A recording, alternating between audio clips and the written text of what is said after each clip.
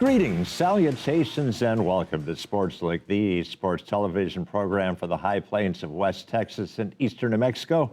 I'm your host, Doc Elder, and just like Bloom's taxonomy, we're going to go from the general to the specific tonight. We'll take a general look at sports with Jose Montoya, the sports information director. We'll focus on one specific sport, baseball, with Riley Price. I'll finish up with an overtime, but as always, I'll start out with an Eastern recap. Greyhound women's basketball had the flu bug. I think that was a big reason why they lost 2 games on the road last week to WT and LCU. Greyhound men, they got, in the words of Brent Owen, punked on Thursday night against WT, but they bounced back as you hoped they would, defeating LCU in Lubbock by 4 points on Saturday. For Greyhound baseball, they went 1-3. More will be said about them later. Greyhound softball also went on a losing road trip. They went 1-2 down in Laredo, but then they split on Tuesday against Western New Mexico. Greyhound track and field, they are getting ready for the Lone Star Conference Championships. Well, that has been your Eastern recap, so we'll clear the set and we'll bring in Jose Montoya right now.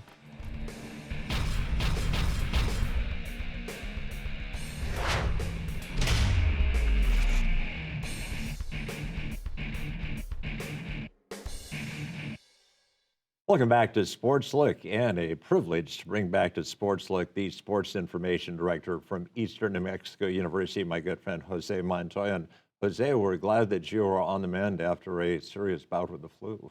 Well, thank you so much, Doc Elder, for bringing me on. Very excited to be on another edition of the great Sportslook. And, you know, that is one thing about team sports, is that if somebody catches the flu, probably a lot of people are going to catch the flu. And unfortunately, at least one of our teams, I think if they'd been full strength, they might have won one more game last week than they did. Most definitely, when you're on a team bus and you're traveling for hours on end and going to new cities every couple days, guess what? You're stuck around that, you're stuck around someone, and it's going to be exposed throughout. And it was an inopportune time for everybody, but especially for guys in your department, because this is the transitional phase of the school year when we've still got basketball going on, but we've got indoor track and field, but we're also starting spring sports. Yes, crossover season is definitely one thing that we look forward to in collegiate athletics. So this spring crossover brings a lot of new and unique aspects to our schedule, and then also rejoins a couple along the way. So rodeo will start up this coming week with their first February rodeo, and then you have baseball, softball, men's and women's basketball, indoor track in full swing, alongside all the other sports that are doing off-season practices and additional coverage needs as required. And that was the question that I was going to ask you. As last week we had on the 2 head coaches of soccer, Eric and Brandon. They were both talking about the fact that they're playing matches during the off season. Does your department go out and do they stat those, even though they're not like Lone Star Conference matches? So we'll be there for like the scoreboard operation and stuff like that. So very basic level needs, if you will. Might use that opportunity for some photos or video content as well. But other than that, we really focus on what is required by the NCAA, the Lone Star Conference, and what other schools really need as well. Because insert name of institution doesn't really need full-on statistical reporting on something that happened on the spring season. For Eastern Athletics, we obviously have you as the head of SID, but fortunately, you've got an assistant. You've got some great student workers. Yes, so Cameron Brennan, I work alongside every single day, and then we also hire student positions for game day operations. And these game day workers can help with anything like running a camera or, doing production or statting the game. There's so many different tasks that we need help with. And so we're constantly looking for not only student help, but also community help as well. I've never asked you this question, and I've known you for a while, and I've had you on as a guest a number of occasions. How did you and Cam split up the sports? Because there are certain sports that he kind of takes the lead. There are certain sports you take the lead. And how was that division of labor accomplished? Right. So one of the first things I did whenever I did get hired on is I asked him about the sports he prefers coverage on, the sports I knew the sports I preferred coverage on, and then I asked him about each coach individually and his working relationship with them, and then I presume my working relationship with them once I met them via Zoom. The lucky part, I had 2 months to really plan that out. And then I formulated a list and I said, hey, I'll take on these roles and responsibilities. You'll take on these roles and responsibilities. And then we transitioned this past year as well, where he took on 2 additional sport programs off of what was on my plate just from a year prior. So things can constantly change, and who knows what sport programs I'll be primarily focusing on this coming year. There was a time when sports information just involved compiling statistical information. But now, in the age we live in, where there are so many media platforms that you can get the word out, I imagine some coaches are probably just, you handle that, I'll just handle the on the field duties. But there are some coaches that probably give you insight. This is how I'd like you to frame this. So, Eastern, mixture of both? So coaches are constantly on the watch, right? And what does that mean? That means they're watching what West Texas A&M is doing. They're watching what the University of Florida is doing. And when they see something cool and new, they want that for their program, right? So then we need to step back and look at where we are at in our current landscape and then try to achieve what is happening done at Louisiana State University and the Texas Tech universities of the world. Because do we want to be there in our coverage? Yes. But how can we do it in a unique way that is special to the Division II model, but also Eastern New Mexico University? Because Eastern New Mexico is a very different institution compared to a lot of others. We obviously ask you to do a lot. There are certain things we don't ask you to do, but you're probably aware of. And I've had people ask me questions about the move at Eastern to go to electronic ticketing, where instead of like getting a physical ticket, you have it on your phone or your smart device. How has that worked out?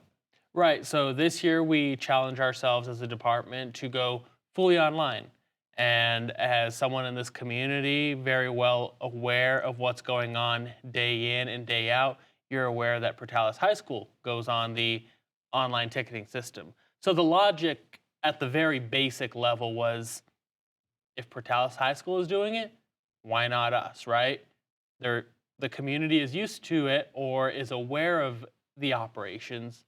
Let's continue on that path, that trajectory, right? Whenever you add cash flow to everything, especially on the day of, then you add so many more aspects to the operations. And if we can't hire a cashier or if we can't have a police officer ready to transition the money directly after the end of the game to its safe location, then we can't properly run those operations. So, deciding on this side of tickets, I think it's been a good idea. We've seen really good response for ticket sales, and we have people who are very dedicated at this. Now, we've received complaints, yes, and we're going to continue receiving complaints because there's a scary word in this whole operation. That word, change. And people don't like change. So at the end of the day, when you change something, they're going to want something back to the way things used to be. That's okay. Speaking of change, another change that has been evident at basketball games is that now we've got some people, some functions on one side of the court with the teams, and we've got VIP seating on the other side of the court. I think that's worked out well from my perspective, but what sort of feedback are you getting about that? Sure, we've added the seating alongside the court side, And I think it's a cool element to bring the fans closer to the players. And this year, before the season even tipped off, those seats were sold out for the season. So, by that logic, yeah, it probably worked out on that end. Got good financial gain from it. Now, from a player mindset and stuff like that, I think they enjoy seeing people right there because Greyhound Arena is a unique spot for collegiate basketball, where most arenas, as you've been to all of them in the Lone Star Conference, are very right there up front and center, and you can see that it's kind of hugging the court. Greyhound Arena doesn't hug the court. There's wide open space, there's a lot of room, and you need some sort of solution to get it connected. And that, I mean, from my standpoint, like I said, I mean, it's the perfect solution. I don't want to jinx anybody, but I think mathematically speaking, Greyhound men's basketball is probably a pretty good bet that they're going to be in Frisco, Texas. And if people do want to plan on going to watch the Greyhounds, what's the best way for them to get their advance tickets?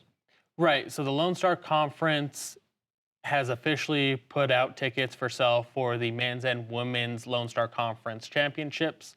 It's going to be held in Frisco here in 2 weeks. The boys will play Thursday, girls Friday, and then the semifinals take place Saturday alongside a championship with Sunday.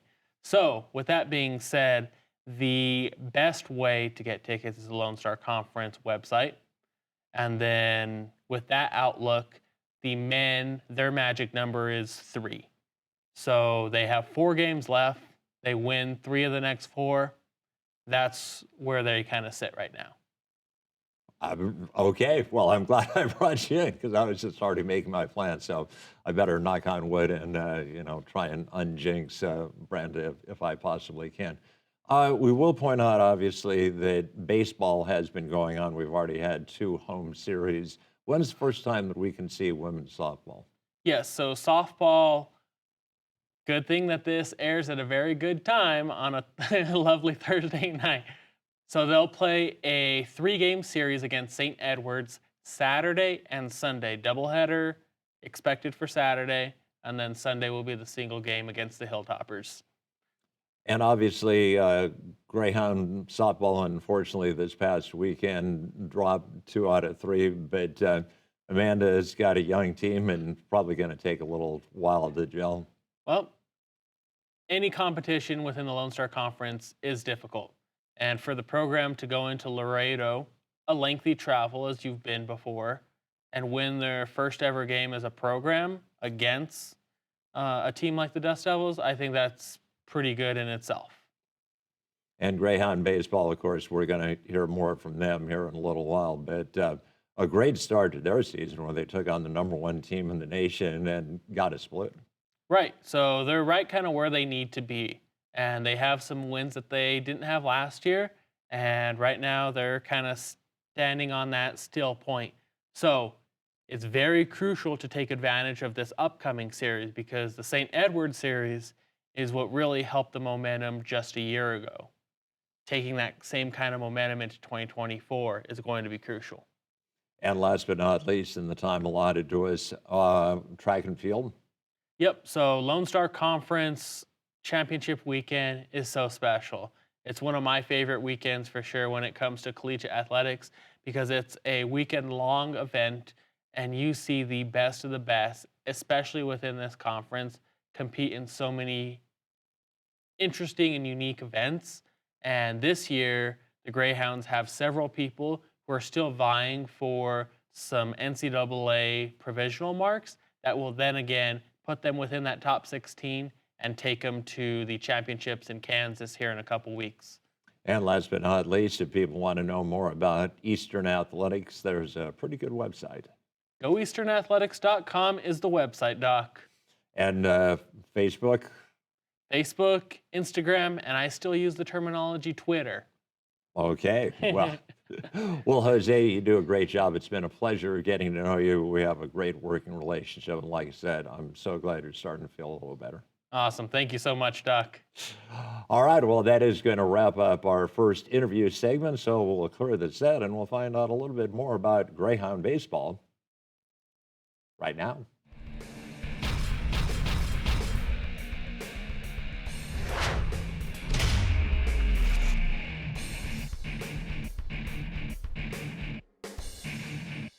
Welcome back to Sportslook, and a privilege to bring back to the set of Sportslook the head coach of Greyhound baseball, Riley Price. And Coach, welcome back to Sportslook. Thanks for having me, Doc. Well, Coach, we haven't had a chance to congratulate you. You opened up the season playing the #1 team in the nation, the defending national champs, Angelo State. And you got a split against the #1 team in the nation. That's pretty dang good. Yeah, no, it felt good to beat my old boss, and I was really proud of our guys. We prepared for that, all fall, and we were ready. We were focused, and I think the guys played loose. That's what I was most proud of. Nobody played scared, and we never quit, never gave up, and put some really good at bats together. And our pitchers did a really good job, and we're really good out of the bullpen too. So. And I was just going to ask, I mean, every ball game is kind of unique unto itself, but sometimes you can detect a trend. And was there one thing all week? I think you've kind of tipped off the answer, but what was really working for you all weekend long? During that weekend, just playing our game and not allowing too many free bases, really minimizing on their end. They're a team that likes to run a lot. They like to bunt a lot, and we could kind of put them in more of a defensive mode where we weren't allowing that to happen as much as they would like to do. And so and also they're not a team that strikes out a lot, and so we actually had a lot of strikeouts against them. So that was good, and just keeping a team like that off the bases, because when they get on the bases, they can really create a lot of havoc. And so we did a really good job of minimizing there, and then we came up in some very clutch offensive situations and hit the baseball. So. We had your assistant coach on a few weeks ago, and he had very nice things to say about you. What can you say about Coach Clark? Coach Clark's done a really good job developing our pitchers. When looking to hire someone, like that, we brought in a lot of good arms that just needed a few minor tweaks here and there, and so he's really done a good job of getting the most out of those guys. There's still a lot to learn, just because it is kind of his first year, like on the ground, basically. In the past, he's been developing like one-on-one with his clients and things like that, with the agent business and things like that. So he's done a really good job of kind of working with a larger group. So I pretty much full trust in him on who goes in and when they come out and things like that. So it's nice kind of trusting that. And then again, sometimes we don't make the right call, but sometimes we do. And, so far it's been a really good, matchup scenario where we know when to bring guys in and when to leave them in, so. And basically, every pitching coach is a little bit different. They kind of have a different main talking point. If you had to say there's one thing that, whether it's a lefty or a righter, whether it's a starter or a reliever, is there one message that he wants every pitcher to have when they go out on the mound? Just go compete with confidence. We allow our guys to call off pitches, that he might call, because we want them to throw a pitch that they're 100% convicted in at the time. So there's a lot of trust there as far as our coach-to-player relationship. And but I would say just he would definitely say, like, go command the zone, go be aggressive, and basically say hit me. So then you go on the road and you get a split on the road, and you come back to town last weekend. You play against Texas A&M Kingsville, and unfortunately we had a brutally cold day on Saturday to play baseball. That was the day that we went out and got highlights. So we've got a highlight reel, and let's cue it up. And why don't you walk us through it, please? We got Johnny Bailey's here. Gave him a DH opportunity, and this is his first at bat. Worked a 2-strike count and seen something up and drove it for a double here. I think that was the last fastball he saw during the rest of the day. He saw a lot of off speed after that. Yeah, he's pretty fired up, and good way to start the game there. Absolutely. And you can see how cold it is because everybody's got the hoods up over their Yeah. faces. Yeah, the field temperature is probably, 30, if that. We got Cooper Hamilton here.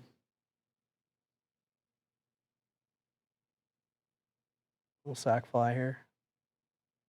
Moving the runners over. Good fundamentals. Make sure you don't leave too early. Ruger Bravo on the mound. Didn't quite go as deep as we wanted to in this game, but gave us a good opportunity to stay with him and take the lead. Just didn't happen. Good play by Willie. Got a really strong arm. Yeah. Young man from Olathe, Kansas. Yeah.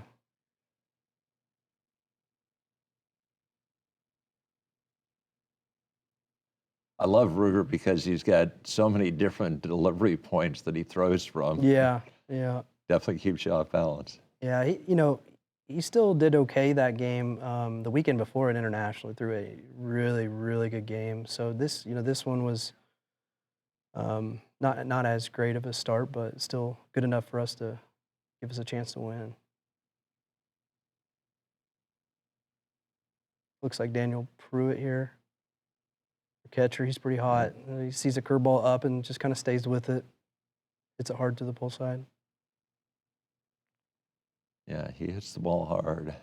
Not the fastest around the bases, but he can definitely hit. He's done a good job. Got Bo Preston here.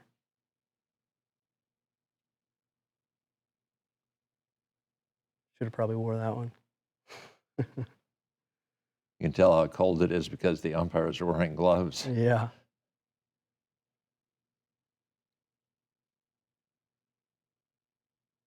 Yeah, Bo's been a good hitter for us. He's drawn a lot of timely walks and he's come up clutch in a lot of scoring situations. Speaking of walk, There's Landon Piles. boy, he made some great plays for you defensively on Sunday. Yeah. He made a few and then also Made a few costly ones. So.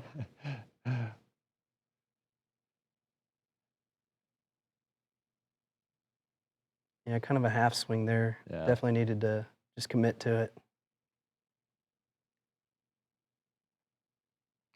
So against the Javelinas, you do, if I remember correctly, win the first game, and then unfortunately they got the better of you the next three. So in that win against Texas A&M Kingsville, what was it that worked for you that game? We played our game. We minimized. Gavin Perry threw a heck of a game on the mound. Didn't really let them have a chance to score, and we made some good defensive plays behind them. And then we continued to hit the baseball. We didn't live off of just one or two big innings. It was just Greyhound baseball and putting together really good at bats and throwing a lot of jabs. Not living off of a big uppercut. We have to just put a lot of pressure on them, compete at the plate, and that's what we did. And if you look at our lineup when we win games, it's more than just two or three guys getting hits or having a really good day. It's up and down the lineup. And so after that game, that's where we really struggled was our 1, 2, and 3 hole. I think went a combined for like 1 for 40 something. It was not good. So when the top half of your lineup's struggling, and your guys that can usually typically do pretty good because that's why they're up there. We definitely needed to get better at bats from them throughout the weekend. But like I said, the first day, we kind of had their number against their best arm, and I thought things were going to look really uphill moving forward. But unfortunately, we just kind of either started thinking too much, or I think we got too comfortable, or whatever it may be. Kind of started, changing our approach, and that can't happen. So. Greyhound baseball obviously lost a lot of kids from last year's squad that went to the Lone Star Conference playoffs, but you did have some kids coming back, and we talked about the young man from Olathe, Kansas, Willie Pons. He's your shortstop, he's your cleanup hitter, and that kid's just a good all-around baseball player. He is. He's come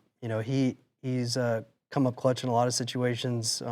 Very, very talented shortstop.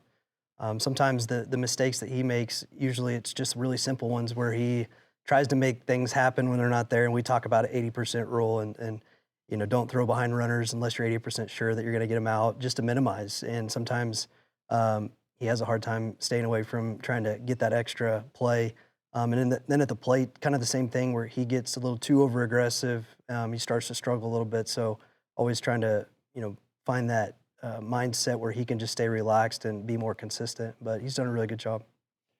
The last thing I'll say before we leave the Kingsville series is that Sunday wasn't exactly the most pleasant day, and yet we had a really good crowd, and people know Greyhound baseball is going to be fun to watch. Yeah, and we really appreciate the support. It's always nice to see. Obviously, the weather helps, if it's nice. But, that was just a disappointing day. We started off so good, put up a quick 3 runs, and minimized on the mound just enough in those, first few innings where we just needed to continue to tack on runs. And then just when the wheels fell off defensively and on the mound, it just, we couldn't ever fight back offensively. That's what, I think what was, so disappointing about that last game, because I thought we had a lot of opportunities to take the lead, and then nothing fell for us, and started kind of getting ourselves out a little bit. Well, Coach, let's hope a trip to Austin, Texas is just the remedy for Greyhound baseball. Yeah, need a nice reset. All right, well, Coach, congratulations on the good start to the season, and let's hope this is another year where we see you in the LSC playoffs. I appreciate it, Doc. All right, well, that is going to wrap up the interview segment of Sportslook, so we'll clear this out, and I'll finish up with an overtime right now.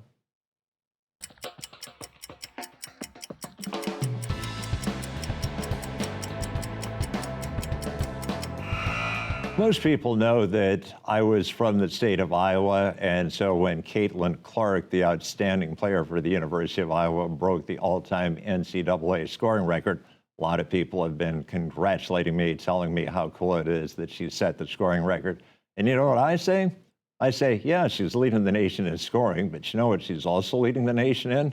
She's leading the nation in assists, so she is not a ball hog, which a lot of people who are scoring leaders are.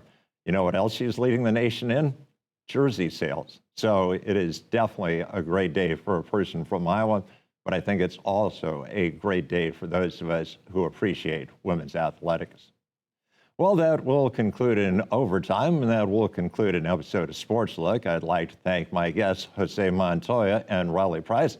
Once again, my floor director, the incomparable Mr. Nick. So for all those aforementioned people, this is Doc Elder saying, so long.